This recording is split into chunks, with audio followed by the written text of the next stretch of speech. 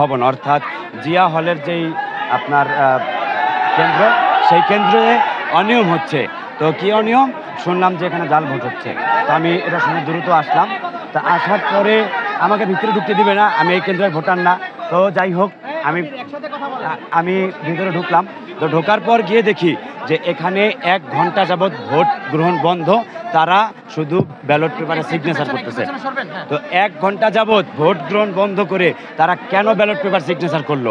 আর নিয়ম হচ্ছে একজন ভোটার যাবে, তাকে ব্যালট পেপার সিগনেচার করে তার হাতে দিবে, সে ভোট দিবে। তাহলে কিন্তু তারা 1 ঘন্টা ভোট বন্ধ করে কেন আমরা গিয়ে 1 থেকে 150 ব্যালট ফাঁকা বান্ডেল থাকলে প্রতি সেনমানিতে টাকা বাঁচবে।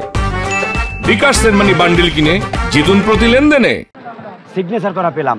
এখন আমার কথা হচ্ছে 1 ঘন্টা যাবৎ তারা বন্ধ করে কি কোনো জাল ভোট দিছে কিনা তা কিন্তু আমরা জানি না। কিন্তু ওই জায়গার যেই পোলিং অফিসার একদম স্বতন্ত্র এবং আমাদের প্যানেলে তারা বলছে যে তারা নিজেরা ওই সিগনেচার করে ব্যালট বাক্সে ঢুকাচ্ছে। আপনারাই বলেন যে ভোটার ঢুকতে পারে না কেন্দ্রে 1 ঘন্টা, এর ভিতরে কি হইতে পারে? আপনারাই বলেন। এই জায়গায় এই যে শিক্ষার্থীরা এই জায়গায় সবাই খেপে আছে যে 1 ঘন্টা যাবৎ ভিতরে কেউ ঢুকতেছে না।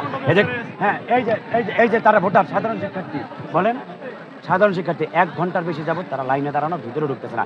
ভিতরে তারা মনের মতো, আমি ভিপি প্রার্থী এখানে ঢুকতে পারতেছি না, কিন্তু যেটা এক্সিট গেট, ওই এক্সিট গেট দিয়ে শিবিরের জার্সি, ওই যে জানেন তো তাদের একটা সম্মিলিত শিক্ষার্থী যেটা জার্সি, ওইটা পরা তারা চিপা দিয়ে কিন্তু ঠিকই ঢুকতে পারে।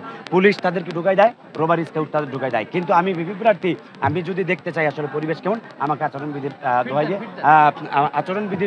দোহাই দিয়ে তারা কিন্তু আটকে দেয়। ভিতরে কি হচ্ছে আপনারাও বুঝতে পারছেন, আমরাও বুঝতে পারছি। এই হলো তাদের চরিত্র।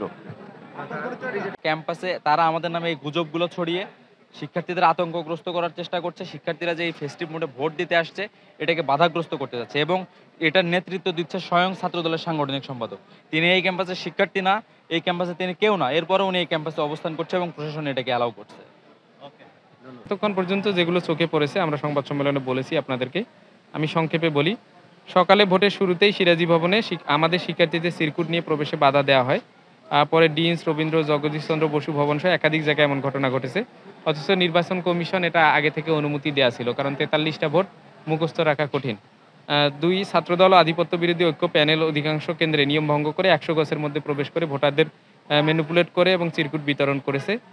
3, ছাত্রদল নিয়মের তোয়াক্কা না করে খালেদা জিয়া হল, হবিবুর রহমান হলের ভোট কেন্দ্রে 500 কয়েকটি স্থানে বুথ তৈরি করেছে, এতে লেভেল প্লেইং ফিল্ড নষ্ট হচ্ছে। 4, ক্যাম্পাসে ছাত্রদল, যুবদল ও বিএনপির বহিরাগতরা প্রবেশ করেছে।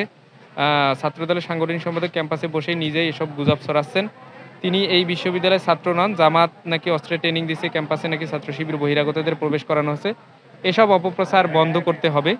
5, গতকাল রাতে নীতিমালা ভঙ্গ করে দেয়াল লিখন হয়েছে। সারাদিন যে অনিয়ম হচ্ছে, গেটে শৈথিল্যতা দেখানো হচ্ছে, প্রচুর বহিরাগত প্রবেশ করতেছে, অথচ প্রশাসন নিশ্চুপ আছে।